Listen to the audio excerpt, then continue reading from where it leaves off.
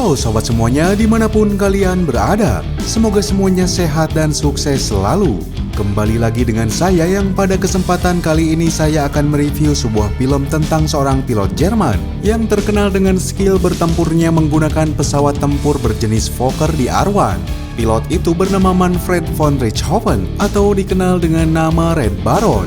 Secara garis besar, film ini menceritakan pada saat meletusnya Perang Dunia Pertama. Ketika kala itu, Manfred von Richthofen dikenal dengan prestasinya setelah berhasil menjatuhkan beberapa pesawat tempur musuh dengan menggunakan Fokker DR-1 andalannya.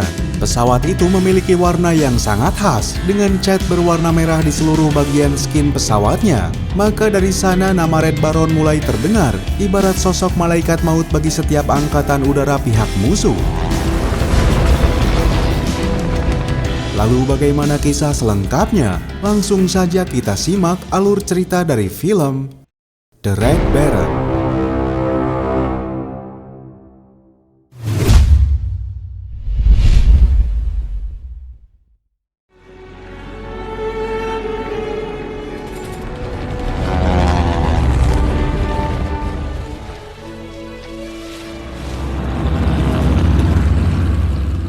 Film ini berlatar pada tahun 1916. Kala itu seorang pilot pesawat tempur dari skuadron Imperial German Air Service yang bernama Letnan Manfred von Richthofen bersama rekan seperjuangannya sedang mengudara di sebuah wilayah musuh, tepatnya di negara Prancis. Dengan menggunakan pesawat tipe Albatros D2, Richthofen memberikan sebuah karangan bunga untuk menghormati pilot sekutu yang telah tewas bernama Kapten Clyde Walker.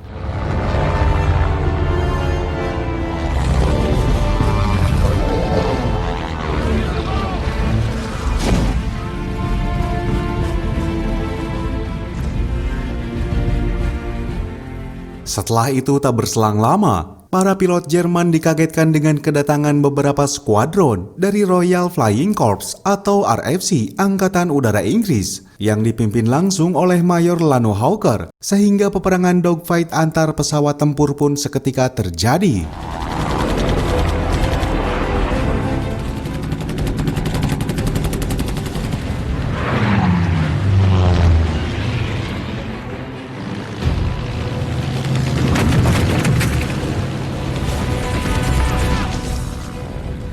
Di sana Richthofen menunjukkan skill bermanuvernya yang sangat menyulitkan para penerbang RFC. Dan tak berselang lama, Richthofen pun akhirnya dapat menjatuhkan pesawat yang diawaki oleh pilot berkebangsaan Kanada yang bernama Kapten Arthur Roy Brown.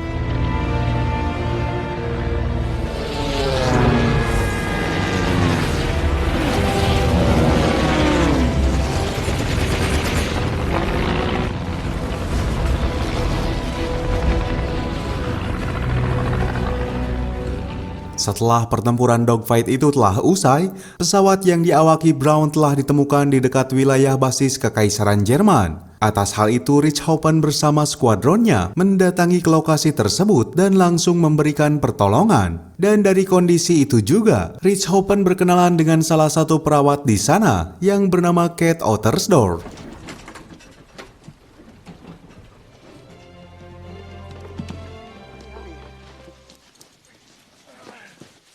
Keesokan harinya, seluruh tentara Jerman mengadakan sebuah acara misa untuk memberikan sebuah penghormatan terakhir kepada teman seperjuangannya yang telah gugur dalam tugas. Di tempat itu pula atasannya memberikan sebuah misi kepada Richthofen atas perintah dari Jenderal Kavaleri von Horpner untuk menembak sebuah balon. Walaupun misi yang diberikan itu dianggap sepele dan sempat menjadi perdebatan, tapi mau tak mau Richthofen harus patuh terhadap peraturan yang diberikan atasannya. You will follow. Stay away from Hawker. You're no match for him. Aeroplane, sir. Setelah mengikuti acara tersebut, Richthofen tak sengaja menemukan pesawat Inggris yang terjatuh di antara rel kereta. Dan ternyata itu merupakan pesawat yang diawaki oleh salah satu pilot terbaik RFC Inggris yang bernama Mayor Lanor Hawker.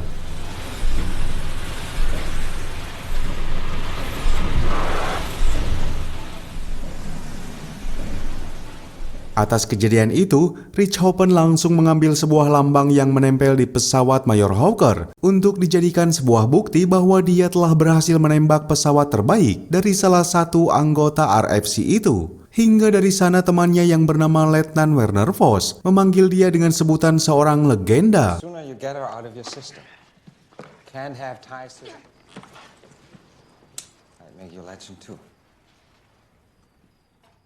I'll fill that gap. Singkat cerita, pada bulan Januari 1917, Richthofen menerima panggilan dari Jenderal Hopner yang bermarkas di wilayah Lille, Prancis, untuk menerima mendali penghargaan militer tertinggi pour le mérite, karena dia telah berhasil menembak jatuh pilot terbaik RFC. Dan di saat itu pula, Jenderal Hopner mempromosikan pangkat Jenderal Richthofen menjadi Komandan Skuadron 11. Wine, gentlemen.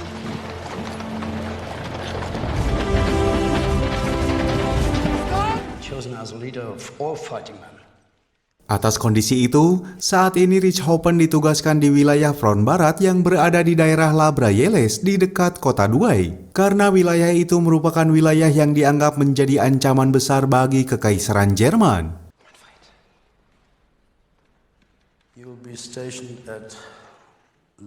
Setelah menjadi komandan serta menerima penghargaan militer tertinggi dari Kekaisaran Jerman, Richthofen lantas menyempatkan diri untuk terbang menuju rumah orang tuanya yang berada di Jerman. Di sana dia disambut oleh orang tuanya serta adik-adiknya, seraya mengadakan pesta atas keberhasilannya yang telah berhasil mencapai kesuksesan tertinggi dalam dunia kemiliteran, khususnya di Kesatuan Angkatan Udara.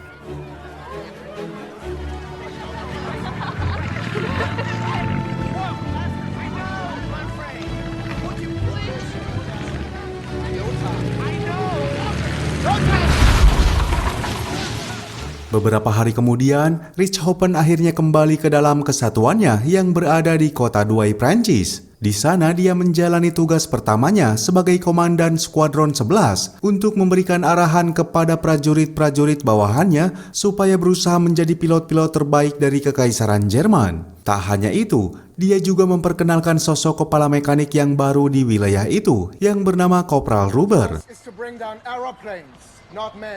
It respawns your opponent and has no other effect. Stop clicking your heels, Menske. Yes, sir. Sebuah fakta terjadi semenjak Richthofen menjadi komandan skuadron. Dia menjadi orang yang sangat ambisius dan beringas di berbagai pertempuran udara. Bahkan dari sana, dia menyuruh kepala mekaniknya untuk mengecat pesawat andalannya tersebut dengan warna yang mencolok. Hal itu dilakukan agar pesawatnya mudah dikenali oleh pihak musuh, hingga menjadi sosok ketakutan serta ancaman bagi Angkatan Udara Sekutu. It shouldn't be that hard to paint a plane, should it? I want them to be scared. Pengerjaan pengecatan pesawat Albatros D2 akhirnya telah rampung dilaksanakan, yang kemudian sosok Richthofen menjadi buah bibir dalam dunia penerbangan, bahkan di kalangan petinggi Kekaisaran Jerman. Terlebih saat Richthofen mampu menumbangkan 29 pesawat tempur milik musuh, yang kemudian dia lebih dikenal dengan sebutan Red Baron.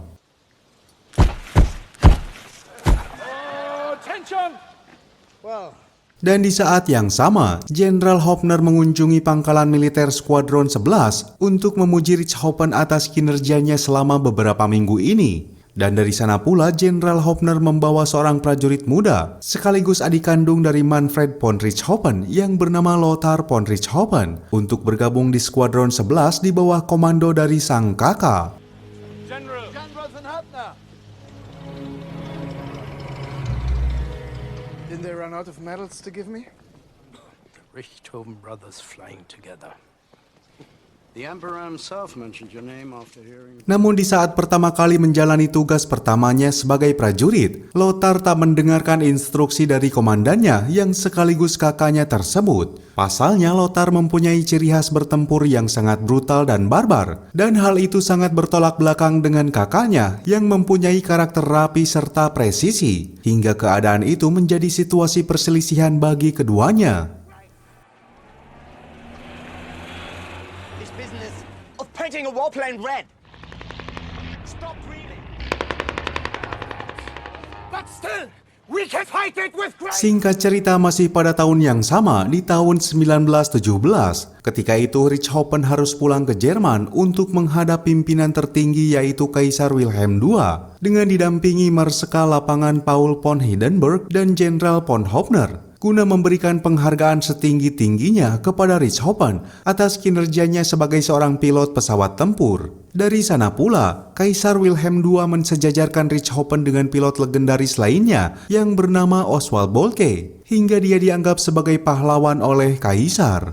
You are a real hero. Setelah acara itu selesai, Richthofen kembali lagi ke kota Douai, Prancis dengan menggunakan kereta serta pengawalan yang ketat. Dari sana dia juga merekrut ajudan baru bernama Letnan 1 Karl Bodenschardt untuk mendampingi dirinya. Dan perlu diketahui, dia sendiri nantinya akan menjadi orang penting yang menjadi penghubung antara Hermann Göring dan Adolf Hitler pada masa Perang Dunia Kedua.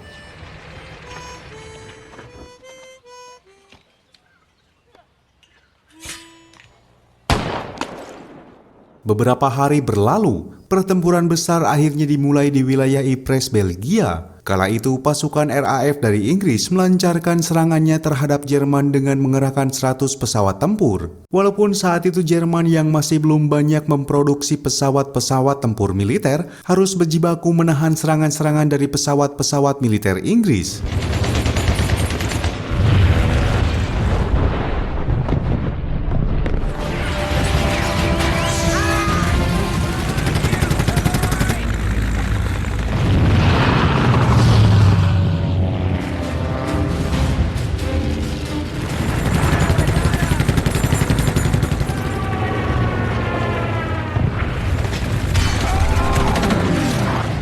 Hingga tanpa disengaja dari pertempuran itu, pesawat Richthofen harus berduel dengan pesawat sekutu yang diawaki oleh Arthur Roy Brown, seorang pilot asal Kanada yang ternyata dulu pernah ditolong olehnya dan berhasil kabur dari tawanan Jerman, yang kemudian mereka harus terpaksa mendaratkan pesawatnya di tanah tak bertuan di wilayah Flanderspil, Belgia.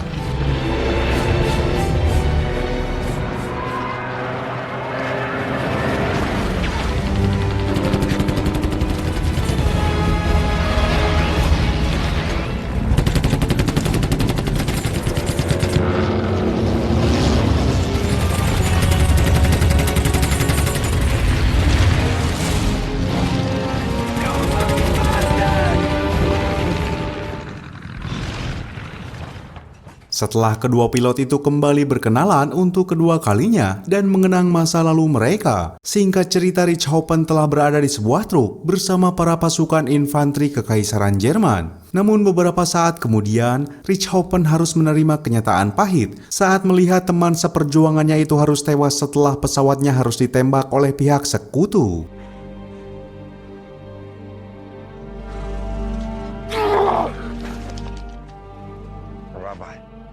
4 hari setelah pertempuran di Ypres, Belgia, Richthofen masih merasakan duka yang mendalam setelah ditinggalkan oleh sahabatnya itu. Sehingga Lothar seakan merasa dikucilkan oleh kakaknya sendiri, walaupun saat itu pangkatnya sudah dipromosikan. Hingga atas kejadian itu Lothar merasakan emosi yang terpendam kepada kakaknya. You have a responsibility toward the men out there!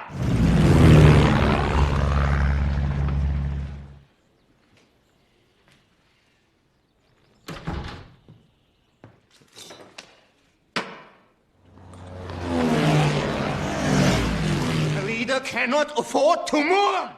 Namun pada Juli 1917, malapetaka terjadi kepada Richthofen. Setelah dia harus mengalami kecelakaan bersama dengan pesawatnya, hingga dia harus dilarikan ke rumah sakit Saint Nicholas untuk mendapati pertolongan. Akan tetapi ketidakhadiran dia untuk memberikan komando kepada bawahannya harus dibayar mahal. Setelah pesawat-pesawat Jerman mengalami kekalahan hingga Richthofen sangat emosional.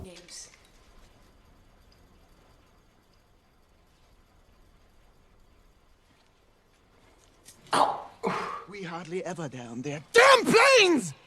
They're in no position to battle successfully against enemy formations. Setelah kesehatannya membaik, Richthofen langsung membawa seorang wanita bernama Kate ke sebuah pangkalan udara militer Jerman. Di sana Richthofen memberitahukan semua divisi tempurnya yang hanya bisa dilihat dan dibedakan dari corak warna pada pesawat mereka masing-masing. Dan setelah itu pada malam harinya, Richthofen mengajak Kate makan malam untuk berkencan dengannya. Even a little Dante.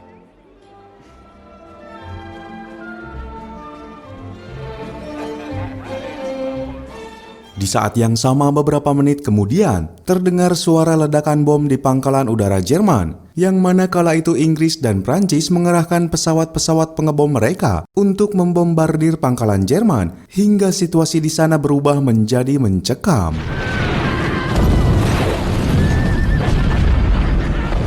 Tak mau berdiam diri saja, Richthofen mengadakan apel darurat bersama Skuadron 11 untuk melakukan serangan balik. Meskipun Richthofen masih belum pulih sepenuhnya dari lukanya.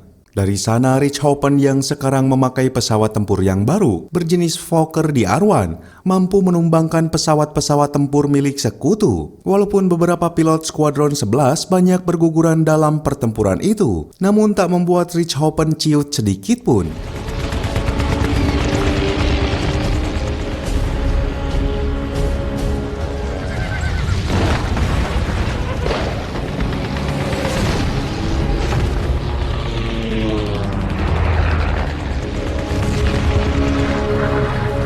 Dan setelah pertempuran udara itu telah usai, Richthofen harus mendapatkan perawatan setelah dia kembali merasakan sakit dari luka-lukanya yang belum sepenuhnya membaik.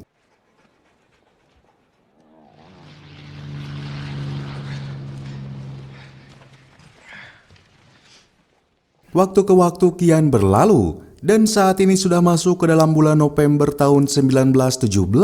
Kala itu dua bersaudara Richthofen menerima panggilan Kaisar Wilhelm II yang sedang berada di benteng pertahanan Jerman di garis depan wilayah Prancis. Richthofen diberikan posisi strategis oleh Kaisar untuk mengkomandoi seluruh divisi Imperial German Air Service, meskipun dia merasa ragu untuk menjalankannya.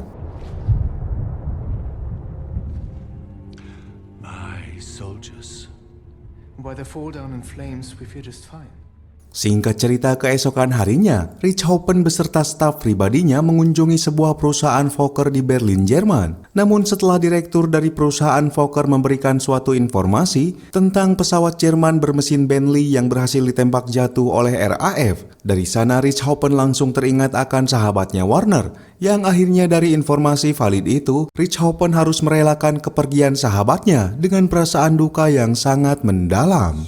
Less than amused to find one of their own Bentley. Our own pilots seem to think they can do better.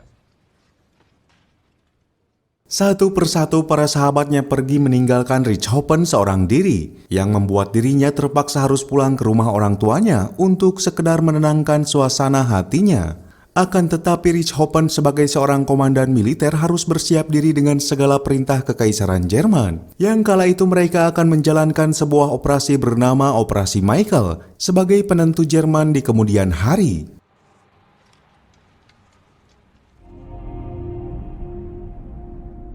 They call it Operation Michael. Maka dari itu, setelah beberapa bulan berselang, pada Februari 1918, pertempuran epik pun dimulai di sepanjang wilayah garis depan pasukan Jerman di Prancis. Di sana, Jerman sedang menghadapi serangan frontal dari pasukan Inggris dan Prancis di benteng parit, dengan menembakkan beberapa artileri ke benteng-benteng parit Jerman.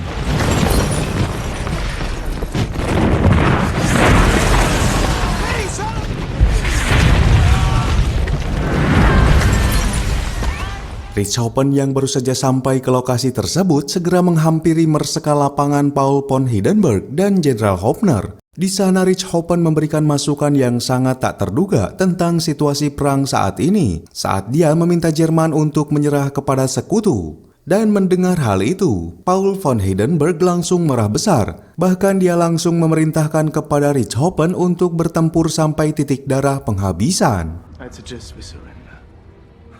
What arrogance. Put this fool back into his aeroplane.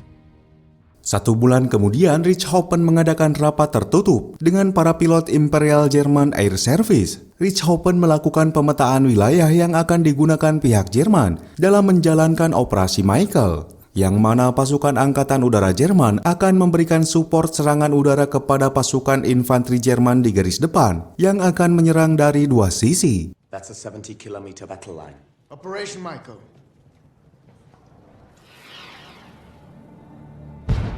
17th Army are launching the offensive from here.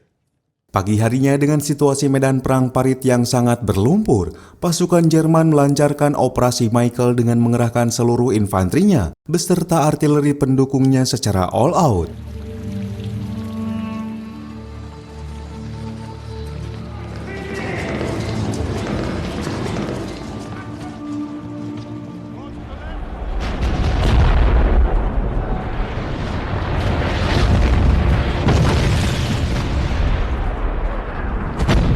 Satu persatu pesawat Fokker dan Albatros Jerman berhasil lepas landas dari lapangan udara, yang mana salah satu pilotnya adalah Richthofen atau Red Baron, yang saat itu sudah berada dalam formasi tempur.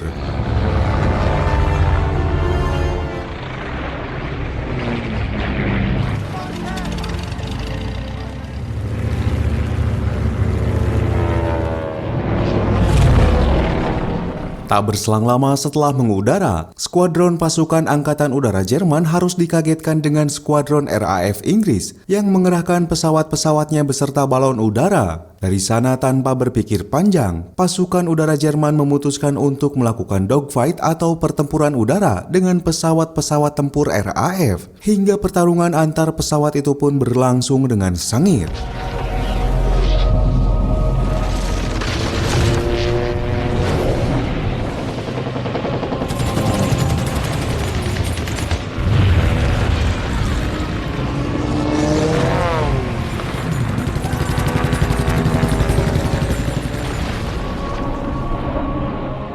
Di basis sayap tempur 1 kota Cape Prancis, yang merupakan markas Imperial German Air Service, Richthofen mendapatkan surat telegram dari Komandan Angkatan Darat yang berada di utara. Mereka berterima kasih kepada Angkatan Udara Jerman yang sudah memberikan andil besar kepada pasukan infanterinya setelah Operasi Michael berjalan dengan sukses. Command of the Northern Sector thanks us for our accomplishment.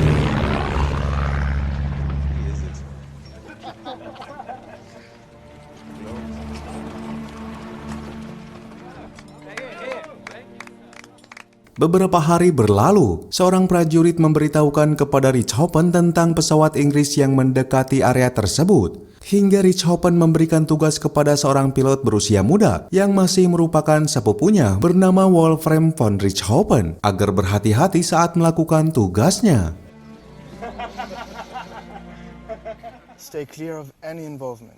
Keep close to load. Di akhir film ini 2 minggu kemudian di wilayah Prancis Utara, pilot Brown memberikan syal yang sering dipakai oleh Richthofen, yang menandakan bahwa Richthofen sudah gugur dalam tugasnya, hingga kondisi di sana berubah menjadi kesedihan yang sangat haru.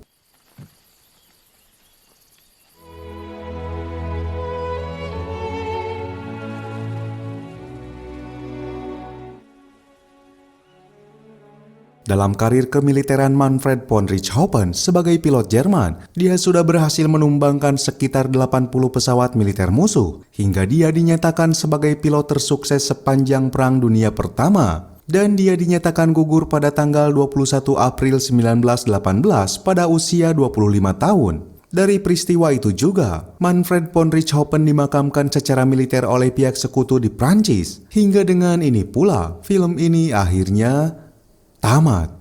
Sekian yang bisa kami persembahkan dalam alur film kali ini. Semoga bisa menghibur sobat semuanya. Mohon maaf jika masih banyak kekurangan. Sampai jumpa lagi di kisah berikutnya.